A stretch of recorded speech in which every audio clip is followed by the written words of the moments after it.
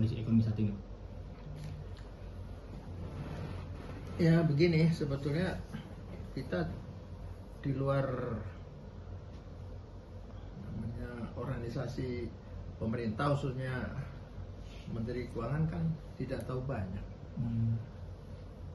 apa yang ada dalam kondisi internal kementerian. Nah, kemudian kita di luar hanya melihat dari satu sisi apa yang kita lihat, dirasakan.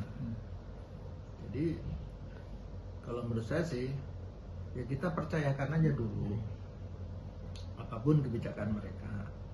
Saya yakin tidak mungkin mengambil kebijakan yang tanpa pertimbangan, tanpa perhitungan. Nah, kalau soal berhitung kan, teori itu kan bisa bermacam-macam, tinggal bagaimana kita melihat persoalan kan gitu. Itu loh. Nah, kalau sebelum ini kan lebih berorientasi pada stabilitas fiskal, kemudian anggaran. Nah, sekarang agak berbeda. Memang serba salah Pak dengan kondisi begini. Kita bicara stabilitas kita stagnan, malah yang terjadi malah semakin menurun. Nah, tapi kalau kita mengambil suatu terobosan, nah itu juga berisiko. Ini memang serba sulit Pak. Dan Menteri Keuangan manapun saya kira juga tidak semudah itu. Nah, itu satu. Lalu yang kedua, karena reshuffle ini, entah itu karena berbau nepotisme, entah apa, itu wewenang presiden ya. Nah, yang penting kita tunggu nepotisme atau bukan, kita lihat saja. Nanti kalau dalam waktu 3 bulan kok tidak menunjukkan ini, kan bisa di-reshuffle lagi. Gitu. Karena ini Presiden Pak Prabowo ini kan apa ya, sulit diduga. Waktu bilang sampai Oktober tidak ada reshuffle. Nyatanya diam-diam terus langsung. Nah, ini yang saya kira menteri yang lain juga berpikir, jangan-jangan kalau tidak berprestasi, apalagi terseret korupsi, ada peluang untuk di reshuffle gitu. Jadi singkatnya menurut saya, ya sudah, kita tunggu aja dulu. Wong itu juga wewenang presiden, kecuali penggantian menteri itu tanpa dasar. Nah, walaupun Menteri Sri Mulyani itu sudah punya track record dan reputasi 3 presiden, ya tidak menjamin namanya manusia. Itu aja tanggapan saya. Kalau terkait uang dari BRI tadi, kalau Himbara itu nah, itu kan namanya terobosan. Terobosan. Ya. Kita melihat dari sisi yang berbeda, dan antara begini. Nah, di situ ada Jokowi. Nah, itu pastinya saya yakin Pak Prabowo punya pertimbangan khusus. Kan itu. Ya contoh memasukkan menteri yang di bawah bayang-bayang Jokowi. Nah, itu kan sudah terbukti. Begitu bermasalah diganti. Jadi kita percaya aja. Walaupun orang bilang ngomong-ngomong, kalau menurut saya sih, nah itu kan orang-orang yang sinis gitu ya.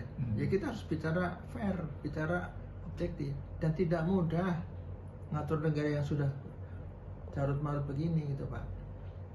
Maka kalau orang menilai negatif, ya pasti orang punya. Contoh MBG, ya ada negatifnya. Apalagi itu yang terlibat kan ratusan ribu orang seluruh Indonesia, ya pastilah ada negatifnya. Belum lagi yang menyusup, yang mau mengganggu, mau mengacaukan. Nah, itu belum dihitung. Nah, kita dalam menanggapi itu harus bersabar, kita juga harus jernih. Nah, jangan berpikir menurut dirinya, ya nggak bisa Pak. Ya sama misalnya saya mengajar, saya kan nggak mungkin menilai mereka mengukur diri saya, tidak bisa. Itu subjektif namanya, kita ukur objektif saja. Termasuk kita menilai orang, kita nilai objektif, acuannya jelas, lalu juga tidak asal bunyi. Nah, mereka dengan abad digital ini mereka lupa kalau kita gampang terpengaruh dengan viral, dengan hoax dan sebagainya. Nah, ini bahaya Pak. Dosa kita sendiri, nggak bisa nyeret-nyeret orang lain. Makanya kalau saya nanggapin itu, saya nggak terlalu ini. Awal baru diganti, dicari kesalahannya kan. Nah, ini menteri yang begini lah ya kan, nggak benar Pak. Bukannya support, Itu saya khawatir itu gangguan-gangguan dari yang lama. Melalui siapa ngomongnya, nah di viral. Kan itu Pak. Dan sekarang paling gampang kok bikin viral itu, yang penting viral dulu. Tapi faktanya kan di balik Pak perlu dinilai omong-omong banyak keberatan diam-diam kan. Tuh, nah ini yang kita cari orang yang nggak banyak ngomong. Pak Prabowo nggak lihai bicara dia, bukan tipikal banyak ngomong dia, tapi ahli mikir sana mari. Nah, sehingga standing out kita di luar negeri juga bagus, ya. Baik, beda dengan sebelumnya kan.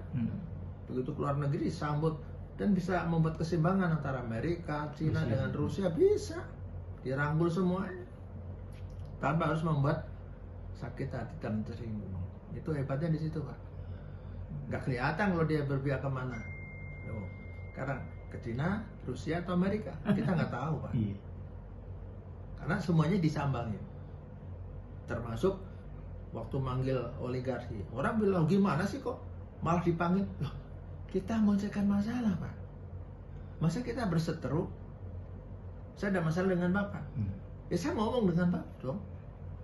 Kita mana yang menjadikan jalan, ya kan gitu Pak. Jadi solusi. Itu baru benar. Loh, yang Islam kan jelas ada ajarannya.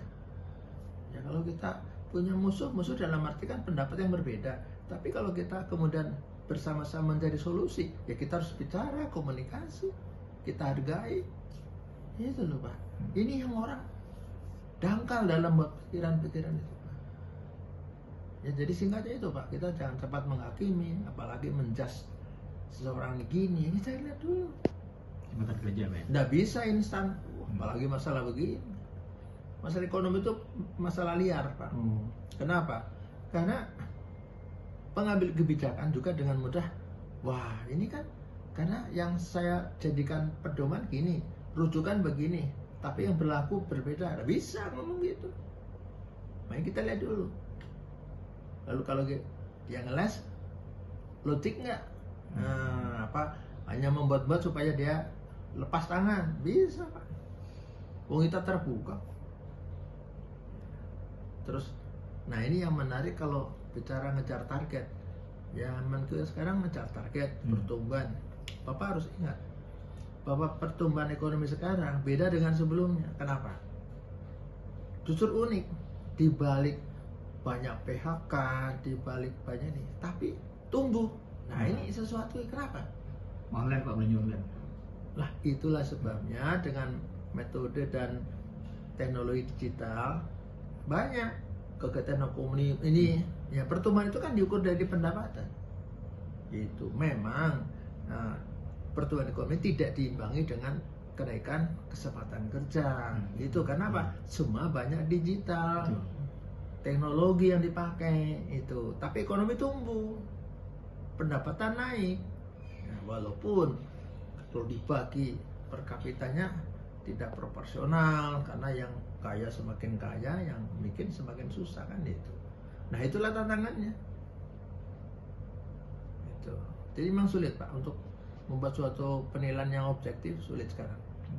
Karena banyak perbedaan-perbedaan yang dari sudut pandang beda, nilainya akan beda. Sekarang saya lihat Bapak dari depan seperti apa, dari samping seperti siapa, kan beda-beda. Itu loh Pak. Ya. Oke. Itu. Lagi. Oke.